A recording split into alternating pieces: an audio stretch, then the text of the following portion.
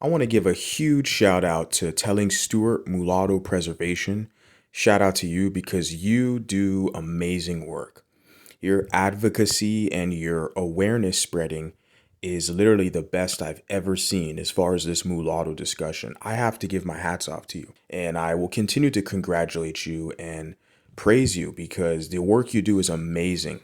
But what I want to talk about here is telling Stuart, she shared with me that we have mulatto peppers. You guys can see that on the screen, mulatto peppers. I had no idea that there was such a thing as mulatto peppers. You can see the image here, and I can read a little description based on it. I can say first, I've never physically touched a mulatto pepper or seen or ate one. I didn't even know they existed until Telling Stewart told me about it. So this is a first for me, but it's an amazing discovery, I will say. As the mulatto pepper is flat and wrinkled and is always brownish black in color. Its shape is wide and the top tapering to a blunt point. The mulatto pepper has been described as tasting somewhat like chocolate or licorice with undertones of cherry and tobacco. Very interesting stuff. So I'm thankful that we can add this to our recipe cards. Developing mulatto cuisine and mulatto dishes, adding this to our tradition. This is part of us, part of our history. And this is something they're hiding from you as well.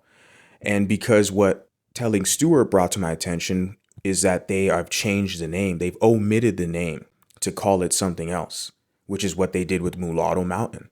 And like I said, again, shout out to Telling Stewart because I had no idea about Mulatto Mountain until she brought it up.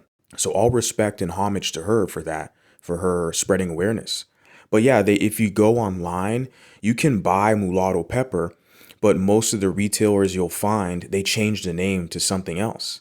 But that's in the United States of America where they've demonized the word mulatto to destroy the sense of identity. So you mulatto people basically are sabotaged in society, identityless, confused and underneath the Afrocentrics who are underneath the racist white supremacists. So they want to maintain that binary power dynamic in this society.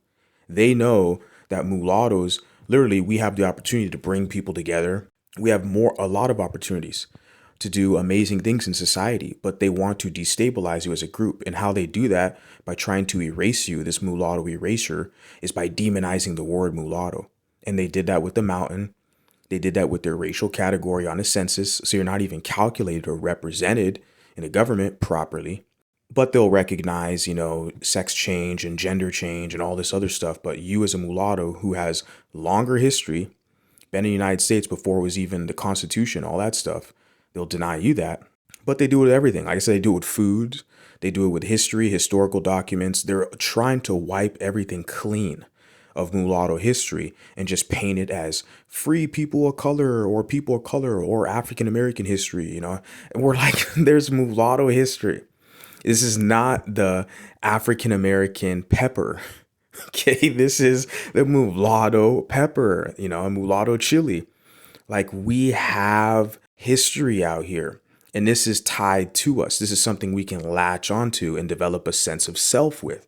We can take this, make it our tradition to grow this every year annually. We can host food festivals based around this crop. This could be our national crop that brings people together, brings communities together, brings families together. We can develop something out of this. They're trying to hide it from you. We have to reclaim this. This is ours. Shout out to Telling Stewart once again for bringing this to my attention. This is an amazing development. What do you guys have to say about this?